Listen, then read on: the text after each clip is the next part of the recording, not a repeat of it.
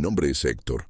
Tengo 74 años y, hasta la comida del domingo, creía que el cimiento más sólido del mundo era el amor de un padre por su hijo. Descubrí, de la forma más amarga, que hasta el cimiento más fuerte puede ser sacudido por la erosión constante del desdén. Mi casa siempre fue mi orgullo. La construí no como una inversión, sino como un nido.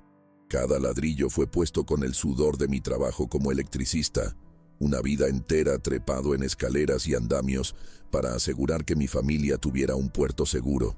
Y después de que mi amada esposa, mi Isabel, se fue, este puerto seguro se convirtió en mi único consuelo. Cuando mi hijo Daniel y su familia necesitaron ayuda, no lo pensé 2 veces. La casa era grande y mi corazón, más grande aún. Se mudaron aquí hace 5 años, con la promesa de que sería temporal. Pero lo temporal, como la juventud, tiene la manía de extenderse indefinidamente. Y poco a poco, yo, el dueño de la casa, me convertí en un huésped en sus propias vidas. La escena de mi degradación final ocurrió, como siempre, en la mesa durante la comida del domingo. El aroma era el de un hogar, el de la familia, mi estofado de res que perfumaba el aire. Pero la atmósfera era de tensión. Daniel y su esposa, Laura, discutían un problema doméstico. Una terca humedad en la pared del baño de los niños. Ya llamé a 3 plomeros, Dani. Ninguno da con el problema, decía Laura frustrada. Vamos a tener que romper toda la pared. Va a costar una fortuna. Daniel, mi hijo, un hombre que heredó mi apariencia pero no mi paciencia para resolver problemas, se pasaba la mano por el cabello, estresado. No sé qué hacer, mi amor. Yo no entiendo nada de esto. Yo, que pasé 40 años resolviendo problemas exactamente como ese, que conocía cada tubería de esta casa como la palma de mi mano, intenté ayudar. Era mi instinto, el de un padre, el de un hombre práctico. Mijo, comencé con voz calmada. No necesitas romper nada. El problema no es la tubería, es la canaleta del techo, justo arriba de ese baño. El agua se está filtrando por arriba. Con una limpieza y un nuevo sellador se arregla. Yo mismo puedo hacerlo mañana. Ofrecí mi experiencia, mi ayuda, mi solución. Una solución que les ahorraría tiempo, dinero y dolores de cabeza. Y mi recompensa fue una mirada de puro e irritado desprecio viniendo de mi propio hijo. Se sintió menospreciado frente a su esposa y a sus hijos. Mi competencia exponía su incompetencia, y en lugar de gratitud, sintió rabia.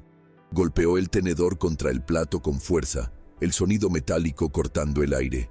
¿Será que puedes no meterte?, dijo, con la voz alta, agresiva. Yo sé lo que estoy haciendo. No necesito que me des tu opinión. Solo estoy tratando de ayudar, Daniel. Insistí, impactado por su reacción. Y fue ahí que explotó. La furia de un hombre débil que necesita gritar para sentirse fuerte. Se giró hacia mí, con el rostro rojo, y escupió las palabras que se convirtieron en mi sentencia. ¿Por qué no te callas? Nadie necesita la ayuda de un viejo inútil. El silencio. Un silencio pesado, mortal, cayó sobre la mesa. Vi a mis nietos, pequeños, mirar de su padre a mí, con sus ojitos asustados, sin entender. Vi a Laura, mi nuera, bajar la mirada hacia su plato, cómplice silenciosa de la humillación de su esposo. Y yo sentí que el suelo se abría bajo mis pies. Viejo, inútil. Las 2 palabras que todo padre más teme escuchar. Y vinieron de la boca del niño cuyo primer paso sostuve en este mismo piso. El dolor fue agudo, como el de un cuchillo al rojo vivo. Pero, debajo del dolor, algo más frío y más duro comenzó a formarse. Una vida entera de tragar sapos, de pasar por alto groserías, de justificar la ingratitud. Todo eso se solidificó, en ese instante, en una decisión. No le grité de vuelta, no lloré, no me defendí. En vez de eso, una sonrisa apareció en mis labios, una sonrisa que no era de alegría ni de sarcasmo. Era una sonrisa enigmática, distante, la sonrisa de un hombre que acaba de ver el tablero de ajedrez completo desde una perspectiva totalmente nueva. Una sonrisa que vi que los dejó más incómodos que cualquier grito. Sin decir una palabra, continué mi comida. Tomé un trozo de carne, una papa. Comí, en silencio. El sonido de mis cubiertos en el plato era lo único que rompía la tensión. Ellos me miraban, impactados por mi falta de reacción. Cuando terminé, me limpié la boca con la servilleta. La doblé y me levanté. Gracias por la comida, estuvo muy buena, dije a la habitación en general. Voy a descansar un poco. Y me retiré a mi cuarto, dejándolos atrás, en medio del silencio vergonzoso que ellos mismos crearon. Cerré la puerta y, en la soledad de mi habitación, no me derrumbé. La decisión ya estaba tomada, clara, fría, irrevocable. Me llamó inútil en la casa que yo construí. Se olvidó de un detalle fundamental, un detalle que yo mismo, en mi generosidad de padre, le ayudé a olvidar. La diferencia entre ser un residente y ser el dueño. Tomé mi teléfono. No necesitaba un plan complejo. Mi lección sería tan simple y tan directa como su insulto. Él quería que me callara. Quería que no hiciera nada. Pues bien, haría exactamente eso. Me volvería tan inútil que mi inutilidad se convertiría en la fuerza más poderosa y transformadora que él jamás haya visto. La mañana siguiente, yo sabía, sería el primer día del resto de su vida. Una vida donde tendría que aprender, de la forma más dura, el verdadero significado de la palabra ayuda. Díganme ustedes, ¿qué es más ensordecedor? ¿El grito de un hijo ingrato o el silencio de un padre que ha llegado a su límite? Y cuéntenme, por favor, ¿desde qué ciudad mi silenciosa historia encontró un rincón para descansar? Después de que cerré la puerta de mi cuarto, el sonido de la vida continuó del otro lado, ahogado, pero audible. Oí el ruido de los platos siendo apilados, la conversación retomando un tono de normalidad forzada. Para ellos, el drama había terminado. El viejo había sido puesto en su lugar y se había retirado a lamer sus heridas en silencio, como siempre. No tenían ni la menor idea de que, de mi lado de la puerta, nada había terminado. Al contrario, todo apenas estaba comenzando. No me acosté. Me quedé sentado en la oscuridad y dejé que el dolor viniera. La palabra de mi hijo, Daniel, inútil, resonaba en mi mente, y como un cable pelado, comenzó a provocar un cortocircuito en mis memorias, iluminando el pasado con la luz cruel de la verdad presente. Inútil. Yo que construí esta casa. La humillación que sentí en la mesa al intentar dar un simple consejo sobre una tubería se conectó a un recuerdo de 30 años atrás. Recuerdo, como si fuera hoy, los fines de semana dedicados a levantar estas paredes. Yo era electricista de profesión, pero aprendí a ser albañil, carpintero, plomero. Recuerdo a Daniel, un niño de 10 años, a mi lado, pasándome las herramientas. No entendía mucho, pero sus ojos brillaban de admiración. «Papá, tú sabes hacer de todo», me dijo una vez, y mi pecho se llenó de un orgullo que ninguna riqueza podría comprar. Pasé mi vida siendo el hombre que sabía hacer de todo. El hombre que arreglaba los juguetes rotos, la bicicleta, la regadera, el coche, y más tarde, el hombre que arreglaba los problemas de su vida adulta. Y ahora, aquel mismo niño, hoy un hombre hecho y derecho, me miraba con desprecio y me llamaba inútil, precisamente por intentar hacer lo único que siempre hice, arreglar las cosas para él. Mi utilidad se convirtió en mi ofensa. Su desdén no nació hoy, fue cultivado, regado por la permisividad y la debilidad de su padre, yo, y por la ambición de su esposa, Laura. Veía el patrón repetirse como un circuito defectuoso que insiste en quemar el mismo fusible. Recordé cuando él, a los 25 años, llegó a casa desesperado. Se había metido en un negocio de importaciones con un amigo, un negocio que parecía demasiado bueno para ser verdad, y lo era. El amigo desapareció con el dinero, dejando a Daniel con una deuda que amenazaba su futuro. Lloró frente a mí, en el mismo comedor de hoy. Dijo que estaba arruinado. Yo, el padre, el protector, hice lo que siempre hice. Lo arreglé. Vendí un terreno que heredé de mis padres, un lugar donde mi difunta Isabel y yo soñábamos construir una casita de campo para nuestra vejez. Vendí mi sueño para pagar por su ingenuidad. ¿Y cuál fue el agradecimiento? Un alivio momentáneo, seguido de un olvido conveniente. La lección que aprendió no fue la de tener más cuidado con los negocios, fue la de que su padre siempre estaría ahí para cubrir sus errores. No fui un padre, fui un colchón de seguridad, y él se olvidó de que toda red, un día, se desgasta. Y mi nuera, Laura, la vi sentada a la mesa, con su silencio cómplice. Su menosprecio es más sutil, pero igualmente corrosivo. Me trata con la cortesía condescendiente que se le dedica a un pariente anciano y un poco senil. Ella, que llegó a esta casa sin nada, hoy actúa como la reina del castillo, un castillo que no ayudó a construir ni a mantener. Recordé el día en que Daniel me dijo que se casaría con ella. Mi Isabel ya estaba enferma, debilitada, pero ella insistió en recibir a Laura con todo el amor. Recuerdo a Isabel sacando de su alajero un pequeño anillo de oro, el anillo que fue de mi madre, y entregándoselo a Laura. «Para que te sientas parte de nuestra familia», le dijo con la voz débil. Laura lo aceptó, con los ojos brillantes. Hoy nunca más vi ese anillo en su dedo. Probablemente ya se ha olvidado en el fondo de un cajón, reemplazado por joyas más modernas y vistosas, compradas, claro, con el dinero que ellos ahorran por no pagar alquiler. La ingratitud de ambos se convirtió en la rutina de esta casa. Está en el aire acondicionado de su cuarto, prendido al máximo todo el día, porque la cuenta de la luz, al final, la pago yo. Está en la comida cara que compran, y que muchas veces se echa a perder en el refrigerador, porque quien paga el supermercado soy yo. Está en la forma en que hacen planes para el fin de semana frente a mí, sin siquiera incluirme en la conversación, porque, al fin y al cabo, ¿qué haría un viejo inútil en un restaurante de moda? Me convertí en una figura funcional, el abuelo que recoge a los nietos de la escuela, el conserje que cuida el jardín, el cajero automático que paga las cuentas, y, a cambio, perdí mi nombre. Me convertí en el papá de Daniel, el abuelo de los niños, el viejo. La noche avanzaba, y con ella, mi resolución se volvía dura como el concreto armado que usé en los cimientos de esta casa.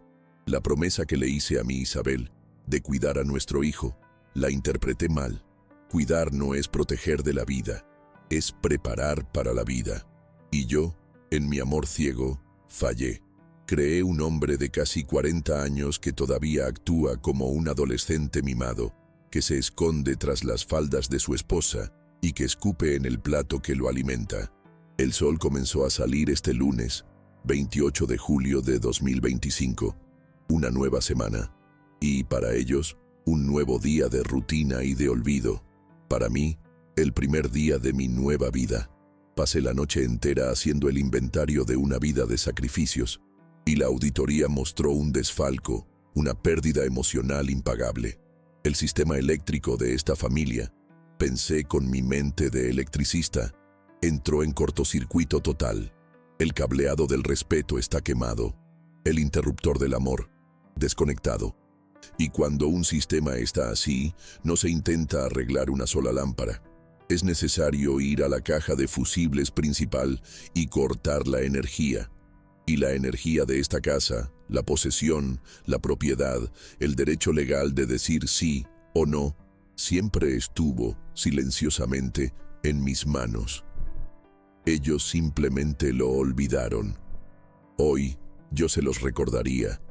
El mantenimiento, el más duro y necesario de todos, estaba a punto de comenzar. El lunes, 28 de julio de 2025, aquí en la Ciudad de México, amaneció gris y frío, un espejo de mi corazón. Pero por primera vez en mucho tiempo, no desperté con un sentimiento de resignación, Desperté con un propósito. La noche de vigilia, de dolorosa contabilidad, me había dado la claridad que necesitaba. El tiempo de ser el cimiento silencioso y despreciado había terminado. Hoy me convertiría en la puerta cerrada. La rutina de la casa siguió su curso de ignorancia. Daniel, mi hijo, y su esposa, Laura, tomaron el desayuno, la tensión de la comida del domingo todavía flotando entre nosotros como una neblina, pero la ignoraron. Se acostumbraron a ignorar mi incomodidad. Él salió para el trabajo, ella, para llevar a los niños a la escuela y después a su día de compromisos. Salieron de la casa que creían suya, con las llaves que creían que les daban posesión. En cuanto el sonido de su coche desapareció, comencé mi operación. Mi primera llamada fue a don Mario, el cerrajero, un hombre honesto que conocía desde hacía décadas. Mario, buen día, habla Héctor. Necesito un servicio de emergencia, cambiar todas las cerraduras exteriores de la casa. Sí, todas, lo más rápido posible. Mientras lo esperaba, caminé por la casa. Era un acto de despedida y de reapropiación. Miré la sala, el espacio vacío donde antes estaba mi sillón. Miré los cuadros de paisajes insípidos que Laura había colgado en lugar de las fotos de mi familia. Ya no sentía tristeza. Sentía la fría determinación de un cirujano a punto de remover un tejido enfermo. Don Mario llegó, un hombre de pocas palabras y manos ágiles. No necesité darle explicaciones. Vio la expresión en mi rostro y entendió que aquello no era un mantenimiento de rutina. Y el trabajo comenzó. El sonido del taladro era, para mí, una sinfonía. La sinfonía de mi liberación. Lo acompañé en cada puerta, la del frente, la de atrás, la del garaje, y observé, fascinado, el ritual. El cilindro antiguo, el corazón de la cerradura que guardaba el secreto de mi sumisión, siendo removido, y el cilindro nuevo, virgen, brillante, siendo instalado en su lugar. Con cada clic de una nueva cerradura encajando, sentía cómo se rompía una cadena. Cuando terminó, me entregó un pequeño juego de llaves. Eran solo 3, pero en mi mano pesaban más que todo el oro del mundo. Eran las llaves de mi casa, y a partir de ese momento, solo mías. Le pagué a don Mario, le di las gracias y se fue. Me quedé solo en mi fortaleza recién sellada, y la paz que sentí fue indescriptible. El resto del día fue de preparación. No empaqué sus maletas. La lección no era sobre los objetos, era sobre el acceso, sobre el derecho. Pero hice una cosa. Fui a su cuarto. Sobre la cama arreglada, coloqué 3 recibos, el último recibo de la luz, el último del agua y el último del impuesto predial, todos pagados por mí. Y encima de ellos, una única nota que escribí. Esto es lo que cuesta mantener una casa. Atentamente, el inútil. Entonces, esperé. El día se arrastró. El sol de la tarde comenzó a bajar y mi ansiedad empezó a crecer. ¿Y si no venía a casa? ¿Y si mi confrontación silenciosa no tenía público? Pero vino. Puntualmente a las 6 de la tarde, oí el ruido de su coche en el garaje. Oí la puerta del coche cerrarse, sus pasos, apresurados, en la acera, y entonces, el sonido que esperé todo el día para oír. El sonido de una llave intentando, en vano, violar una frontera que ya no le pertenecía. Un tintineo, una pausa, un intento más fuerte, irritado, un raspar de metal contra metal, un gruñido de frustración. Luego, los golpes en la puerta, primero, irritados. «Papá, ¿estás ahí adentro?» La puerta se atoró otra vez. Me levanté de mi sillón y caminé hacia la puerta. No la abrí. Me quedé parado del lado de adentro, en mi territorio. «La puerta no está atorada, Daniel», dije, mi voz calmada, pero amplificada por el silencio de la casa. Hubo una pausa del otro lado. «Papá, ¿qué está pasando? La llave no gira. Abre la puerta». «Las llaves que tienes ya no sirven, Daniel. Cambié las cerraduras». El silencio del otro lado fue largo. Fue el sonido de una mente procesando lo imposible. ¿Tú qué? ¿Cambiaste las cerraduras?» Su voz era de pura incredulidad. ¿Por qué? ¿Te volviste loco? No, mijo. Por primera vez en 5 años, creo que estoy perfectamente cuerdo. Abre esta puerta, papá. Ahora, necesito entrar. Mi vida está ahí adentro. Su voz ahora era de pánico, de rabia. No, Daniel, respondí, y cada palabra era un ladrillo que asentaba en el muro entre nosotros. Tu vida no está aquí adentro. Aquí adentro está mi vida y mi casa. Tú eras un invitado, y tu estadía terminó ayer, en la comida, cuando me informaste de mi nuevo estatus en esta familia, el de un viejo inútil. Papá, por el amor de Dios, estaba nervioso, lo dije sin pensar. No seas ridículo, abre la puerta. No estoy siendo ridículo, estoy siendo lógico. Un hombre inútil, como me definiste, no puede tener la responsabilidad de mantener un techo sobre la cabeza de personas tan importantes y ocupadas como tú y tu esposa. Un hombre inútil no puede ser una carga. Y a partir de hoy, ya no seré la tuya. Estoy renunciando, mijo, al puesto de tu padre proveedor. Esto es una locura. Yo vivo aquí. Laura y los niños viven aquí. Ustedes vivían en tiempo pasado. Y tienes razón, dije. El lugar de un viejo inútil y metiche es, de hecho, callado en su rincón. Y mi rincón es esta casa. Y elijo, a partir de hoy, vivir en ella en paz. Ustedes, que son jóvenes, útiles y llenos de sabiduría, seguramente encontrarán un nuevo lugar para vivir. Usen su propia competencia, construyan su propio nido. No puedes hacer esto, gritó, la voz ahora quebrándose en desesperación. No solo puedo, Daniel, ya lo hice. Me alejé de la puerta. Oí el sonido de su celular siendo marcado. Le estaba llamando a su esposa, a su madre, a quien fuera, para contarle de la catástrofe.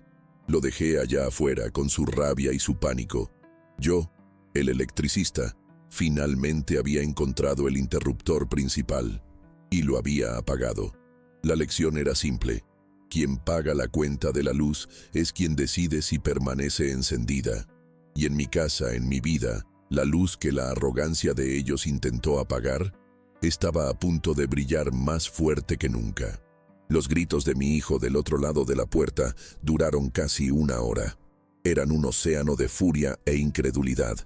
Permanecí en mi despacho, escuchando, no con el corazón, sino con la mente fría de un contador analizando un activo tóxico.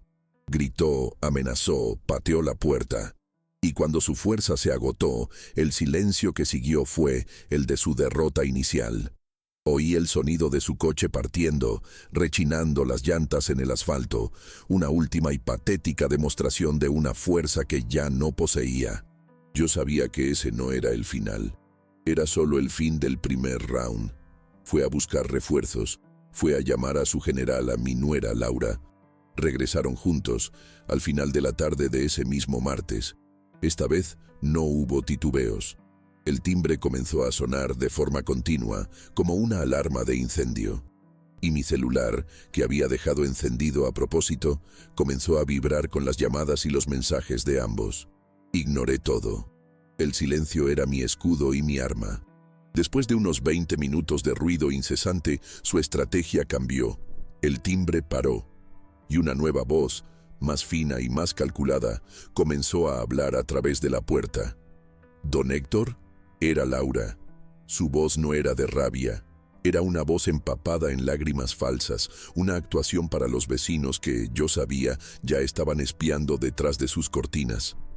Don Héctor, por favor, abra la puerta. Piense en sus nietos. Los niños llegaron de la escuela y no pueden entrar a casa. Sus útiles escolares están ahí adentro, su ropa, sus juguetes. ¿Le va a hacer esto a sus propios nietos? ¿Qué clase de abuelo es usted? La carta de los niños. La más baja y más predecible de todas. Sentí una punzada de dolor no por mí, sino por ellos, por estar siendo usados como peones en ese juego sucio. Pero mi resolución no vaciló. Cuando vio que el chantaje emocional no funcionó, intentó la amenaza. Si no abre, voy a llamar a la policía, voy a levantar un acta, voy a decir que nos está secuestrando, que está senil y es peligroso. Sonreí, una sonrisa amarga, para el silencio de mi despacho. Senil. Yo, que pasé la vida entera desenredando los nudos financieros de sus vidas. Decidí que era hora de hablar. No para negociar, sino para dictar los términos. Tomé mi teléfono y marqué el número de Daniel. Contestó al primer timbrazo. «Papá, gracias a Dios. ¿Vas a abrir?» Su voz era de un alivio desesperado. «No, Daniel, no voy a abrir», dije con calma. «Llamo solo para ahorrarte tu tiempo y el de la policía. Esta casa es mía. Ustedes no son prisioneros, pues no están aquí adentro. Ustedes son, a partir de ayer, extraños a esta propiedad. Si insisten, la policía vendrá, sí, pero será para retirarlos por alteración del orden público». «Pero papá», comenzó a gimotear, y ahí empezó el teatro del arrepentimiento. «Perdóname, fui un monstruo, estaba estresado, no quise decir eso. Te amo, papá, eres la persona más importante de mi vida, me equivoqué, perdóname». «Laura también, papá», le pasó el teléfono a ella. «Don Héctor, perdóneme, soy una pésima nuera, perdí la cabeza, lo respeto más que a nadie, usted es como un padre para mí. Por favor, denos una segunda oportunidad». Lloriqueó. Yo escuchaba aquella ópera bufa y sentía un cansancio profundo. La sinceridad de ellos era tan real como un billete de 3 pesos. Su arrepentimiento no era por el insulto, no era por la humillación, era por el confort perdido, por la casa gratuita, por la vida fácil. «Sus disculpas son conmovedoras», dije, con una ironía que sabía que no percibirían. Pero yo, como un viejo contador, aprendí a desconfiar de las palabras y a creer solo en números y en acciones. Y las acciones de ustedes, en los últimos años, me han presentado un balance muy negativo. «Vamos a cambiar, papá. Te juramos que vamos a cambiar», dijo Daniel. «Ya no estoy interesado en promesas, Daniel. Estoy interesado en soluciones prácticas. Ustedes necesitan un lugar para vivir. Y yo, como un último y final gesto de padre, estoy dispuesto a ofrecerles una ayuda real, no una vida de dependencia». Hubo un silencio esperanzado del otro lado. «Les daré el dinero», continué. «El dinero para que paguen el depósito y el primer mes de alquiler de un departamento». «¿En serio, papá? Oh, Dios mío, gracias». La voz de Daniel era de pura alegría. «De un departamento», retomé, «de 2 recámaras, en una colonia popular.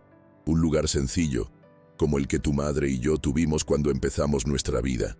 Un lugar cuyo alquiler puedan pagar a partir del segundo mes con su propio sueldo. Esta es mi oferta final. Un nuevo comienzo, humilde, digno y sobre todo, de ustedes». El silencio que siguió fue la confesión final. ¿Qué? La voz de Laura ya no era llorosa.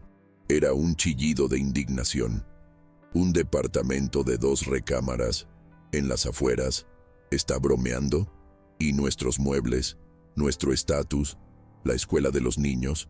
«Papá, eso no se puede», dijo Daniel, el desespero volviendo. «No podemos vivir en un lugar así, no es justo. Usted tiene esta casa enorme, solo». Y ahí estaba. La máscara del arrepentimiento se había hecho añicos en el suelo. No querían mi ayuda para empezar de nuevo. Querían mi casa. Querían mi vida. Querían que volviera a ser el viejo dócil y silencioso que sostiene el lujo y la pereza de ellos. Mi oferta de una ayuda real, de un camino hacia la independencia, les pareció un insulto. «Entiendo», dije, y mi voz era la de un hombre que cierra un libro por última vez. «Mi oferta no es suficiente. En ese caso, no tengo nada más que ofrecerles. A partir de este momento, como dije, toda comunicación entre nosotros será a través de mi abogado, el licenciado Montoya. Él se pondrá en contacto con ustedes mañana para agendar un único día y hora para que vengan a retirar sus pertenencias. Él estará presente para supervisar. Que tengan buenas noches». «Papá, espera, no», gritó Daniel. Pero colgué. Los escuchaba afuera, ahora ya no gritándome a mí, sino el uno al otro. Su alianza, forjada en la conveniencia, se deshacía en la primera tormenta de verdad. Mi propuesta no fue un castigo, fue una prueba final de carácter, y ellos, con su negativa, me dieron la respuesta que yo ya sabía, pero que necesitaba oír. La empresa Familia estaba oficialmente en bancarrota, y yo, el contador, tenía el deber de proteger lo que quedaba de mi patrimonio más valioso, mi paz de espíritu. Era hora de iniciar el proceso de liquidación. Los días que siguieron a mi propuesta y a su furiosa negativa fueron los más extraños de mi vida. Nos convertimos en fantasmas, rondando los mismos pasillos, pero viviendo en universos paralelos. La casa, antes un escenario de tensión velada, ahora era un campo de batalla silencioso. Ellos me ignoraban y yo los ignoraba. La única comunicación era a través de nuestros abogados.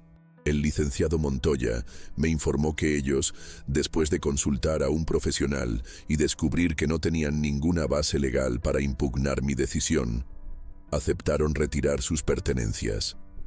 La fecha fue fijada, sábado 2 de agosto de 2025. Una semana después de la comida que incendió mi mundo, una semana que pareció un siglo. Esa mañana de sábado me desperté temprano. El aire aquí en la ciudad estaba frío, el cielo gris. Parecía que la propia naturaleza estaba de luto por lo que estaba a punto de suceder. No preparé desayuno, no tenía estómago. Solo esperé en mi despacho, que se había convertido en mi puesto de mando y mi refugio. A las 9 en punto, oí el ruido. Un camión de mudanzas, pequeño y con la pintura gastada, maniobró y se estacionó frente a mi casa. Poco después, el coche de mi abogado, el licenciado Montoya, se detuvo detrás. Y finalmente, el coche de Daniel no salía a recibirlos. Mi presencia en la puerta sería una invitación a una confrontación que ya no deseaba. Mi guerra ya no era de palabras, era de acciones. Y la acción de hoy era el retiro, la expulsión, la liquidación. Observé todo desde la ventana de mi despacho, que da al frente de la casa. Vi al licenciado Montoya saludarlos con una fría cortesía, explicando las reglas. Tendrían 3 horas. Deberían llevarse solo sus pertenencias personales y los muebles que compraron. Nada que perteneciera a la estructura o a la historia de la casa. Y el éxodo comenzó. Fue una de las escenas más dolorosas que he presenciado. Vi a mi hijo, Daniel, el hombre que soñaba con ser un gran inversionista, cargando cajas de cartón, el rostro cerrado, la mandíbula tensa. Vi a mi nuera, Laura, antes la reina de esa casa, ahora con los ojos hinchados de llorar, envolviendo sus vestidos de diseñador en bolsas de basura para protegerlos. La arrogancia había desaparecido. En su lugar solo quedaba la dura y fea realidad de la derrota. Eran eficientes, movidos por la vergüenza y la prisa. El abogado los seguía discretamente con una lista en la mano, asegurándose de que la orden se cumpliera. Los vi llevarse el sofá nuevo que había sido la mecha de todo. Lo vi ser colocado en el camión y sonreí una sonrisa triste. Tanto dolor por tan poco. Pero lo que realmente me rompió fue ver las cosas de los niños. El pequeño tobogán del patio, las cajas de juguetes, el pizarrón donde mi nieta dibujaba. Cada objeto era un recuerdo, un pedazo de mi vida como abuelo que estaba siendo empaquetado y llevado lejos. En ese momento, mi resolución vaciló. El dolor fue tan grande que tuve que sentarme. ¿Estaba haciendo lo correcto? Fue entonces cuando recordé el grito de Laura, el rostro de desprecio de Daniel, la risa de mis nietos en la sala, y mi columna se enderezó de nuevo. Sí, era lo correcto, doloroso, pero necesario. No estaba castigando a los niños. Estaba tratando de salvarlos de convertirse en adultos como sus padres. Cuando estaban casi al final, Daniel se detuvo en el jardín. Miró directamente a la ventana de mi despacho. Yo sabía que me veía allí.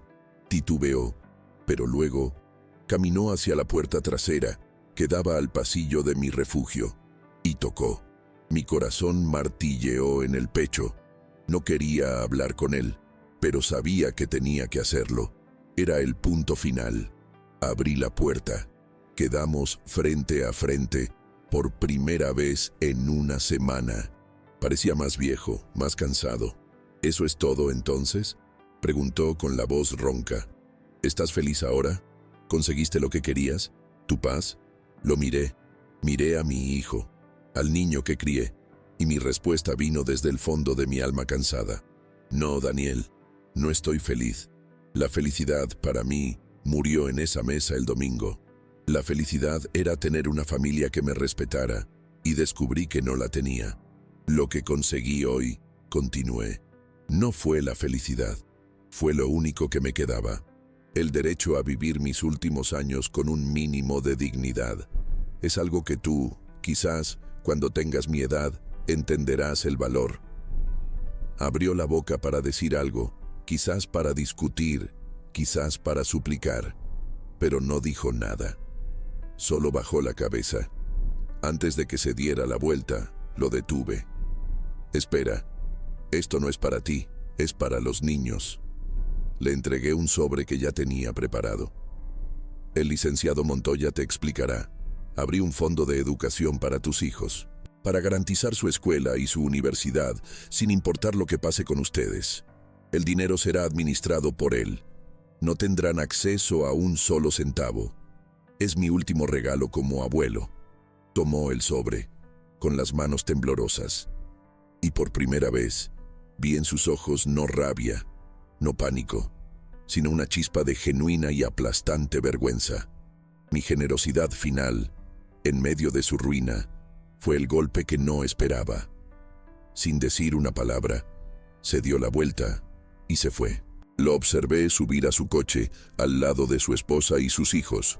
Vi el coche arrancar y alejarse por mi calle, hasta convertirse en un punto y desaparecer. Para siempre. El licenciado Montoya entró en mi despacho. Se acabó, don Héctor, se han ido. Asentí, mirando la calle vacía. Me quedé allí, parado, en medio de mi sala ahora extrañamente espaciosa. El eco de las voces, de las risas, de las peleas, todo había desaparecido. La casa estaba en silencio. Un silencio que era, al mismo tiempo, el sonido de la pérdida y el sonido de la liberación. El procedimiento había sido doloroso, pero la cirugía para extirpar el cáncer de la ingratitud y el menosprecio había sido un éxito. Estaba solo, en medio de los escombros de mi familia. Pero, por primera vez en mucho, mucho tiempo, sentía que el terreno de mi vida estaba, finalmente, limpio y listo para una nueva, y quizás última, construcción. Esa tarde de sábado, después de que el camión de mudanzas diera la vuelta en la esquina y el sonido del motor del coche de mi hijo se disolviera en el aire frío de la ciudad, permanecí parado en medio de mi sala, vacía. El espacio antes ocupado por los muebles ruidosos y la tensión constante de ellos, ahora estaba lleno solo por el eco de mis memorias. Y, por primera vez en 5 años, podía escucharlas con claridad. Los primeros días fueron los más difíciles. La soledad, que antes era una compañera no deseada, ahora era mi única inquilina. Cada cuarto vacío era un recordatorio de la familia que perdí, de la promesa que le hice a mi Isabel y que de alguna manera sentí que había roto. El dolor de la amputación fue real, pero como un buen contador sabía que después de cerrar un libro de cuentas doloroso, el siguiente paso es abrir uno nuevo, empezar un nuevo balance, desde cero. Y eso fue lo que hice. Comencé por la casa. Ella era la testigo de todo, y necesitaba ser sanada, igual que yo. Contraté a un muchacho de la colonia para que me ayudara, y pasamos las semanas siguientes en una especie de ritual de purificación. Lijamos y barnizamos todo el piso de madera, borrando las marcas de los pasos apresurados y la indiferencia. Pinté las paredes, cubriendo el blanco helado de Laura con un tono durazno cálido, el color preferido de mi Isabel. La casa, poco a poco, dejó de ser un escenario de conflicto y volvió a ser un hogar. El punto culminante fue cuando fui a una tienda de antigüedades y encontré un sillón de piel, casi idéntico al que Laura tiró. Lo coloqué en su debido lugar en la sala. Me senté en él y sentí como si una parte de mi alma, que había sido desalojada, finalmente hubiera vuelto a casa. Pero una casa arreglada no llena una vida vacía. Necesitaba un nuevo propósito. La jubilación, que antes estaba llena por la dinámica tóxica de mi familia, ahora se extendía ante mí como una página en blanco. Y yo, un hombre de números, de lógica, de consejos, decidí usar la misma intromisión que me condenó para encontrar mi salvación. Vi un folleto en el centro de salud de la colonia. El centro comunitario para adultos mayores necesitaba voluntarios. Fui, sin saber muy bien qué ofrecer. Era un lugar sencillo, lleno de gente como yo, jubilados, viudos, personas con un océano de tiempo en las manos y pocas islas donde anclar. Y conversando con ellos, vi el problema. Vi a don Antenor, que había sido engañado por una llamada de falso secuestro y perdió los ahorros de toda una vida. Vi a doña Marisa, que no entendía la factura de su seguro médico y pagaba por servicios que nunca usó. Vi el miedo, la confusión y la vergüenza de no entender el complejo mundo financiero que los rodeaba. Eran presas fáciles para los lobos. A la semana siguiente, pegué un pequeño letrero en el pizarrón de anuncios. Héctor, contador jubilado. Ayuda gratuita con presupuestos, cuentas y contratos. Traiga su problema. Un café y una buena plática van por mi cuenta. Mi intromisión encontró un nuevo hogar y, esta vez, era bienvenida. Todos los martes y jueves me sentaba en una mesita en el centro comunitario y me convertía en el contador del pueblo. Ayudaba a doña Celia a entender por qué su recibo de teléfono llegaba tan alto. Le explicaba a don Roberto los riesgos de un préstamo para jubilados. No ganaba un centavo, pero lo que recibía a cambio era impagable. Recibía el alivio en sus ojos, la gratitud en sus sonrisas, el apretón de manos de un amigo. Yo, que fui llamado inútil, me sentía la persona más útil del mundo. Fue ahí donde mi soledad comenzó a disiparse. Hice amigos. Un grupo de viejos con los que juego dominó todos los viernes, y conocí a Elisa, una maestra de español jubilada, de cabello plateado y una risa que parecía llenar cualquier vacío. Ella, igual que yo, encontró en el voluntariado una forma de mantener la mente y el corazón activos. Nuestras conversaciones comenzaron con los problemas de nuestros clientes y poco a poco se convirtieron en nuestras vidas, nuestras pérdidas, nuestras esperanzas. Por primera vez desde que Isabel se fue, sentí que podía tener una compañera, no para reemplazar a mi esposa, sino para compartir el resto de mi viaje. ¿Y Daniel? No lo busqué. El corte tenía que ser limpio. Pero, hace algunos meses, el licenciado Montoya me llamó. Don Héctor, solo para su información, el fondo educativo de sus nietos está rindiendo muy bien. Tendrán un futuro garantizado. Y después de una pausa, añadió, y por cierto, supe otra cosa. Su hijo ya no está en la ciudad. Parece que la vida aquí se volvió insostenible para él y su esposa. Se mudaron al interior del país, a una ciudad pequeña. Él consiguió un empleo como representante de ventas, un trabajo honesto, de carretera, de puerta en puerta. Agradecí la información y después de colgar, sentí una paz melancólica. La lección, la más dura de todas, había sido aplicada por la propia vida. Daniel, el hombre que soñaba con el golpe de suerte, con la inversión millonaria, ahora estaba aprendiendo el valor del trabajo duro, de la comisión ganada con sudor, de la humildad forzada. Quizás, lejos de mi sombra protectora y de su propio orgullo, tendría, finalmente, la oportunidad de convertirse en el hombre que siempre soñé que fuera. O quizás no, pero como aprendí, La contabilidad de su vida ya no me pertenecía. Hoy mi casa ya no es silenciosa. En las tardes de domingo se llena con las risas de mis amigos del dominó. Elisa muchas veces viene a cenar conmigo. Y mi perro, el Tostón, duerme a mis pies. El columpio del jardín ya no rechina de forma solitaria. Mi hijo me dijo que yo era un viejo metiche. Y tenía razón. Hoy me meto con orgullo y alegría en la vida de decenas de otros adultos mayores como yo, ayudándolos a proteger lo que es suyo. Descubrí que mi mayor activo no era mi casa, sino mi experiencia, y que la mejor inversión que se puede hacer es en la dignidad de los otros. El balance final de mi vida, lo veo ahora, no tiene pérdidas, tiene una ganancia inmensa, la ganancia de la paz. Cuéntenme si esta historia también tuvo sentido para ustedes y díganme desde qué ciudad, aquí en nuestro México o en cualquier rincón del mundo, mi voz de contador encontró sus oídos. Y si sienten en el corazón que hay más lecciones que podemos aprender juntos, suscríbanse al canal. Así se unen a nuestra familia y no se pierden ninguna de las próximas historias que la vida aún tiene para contarnos. Un abrazo y quédense en paz.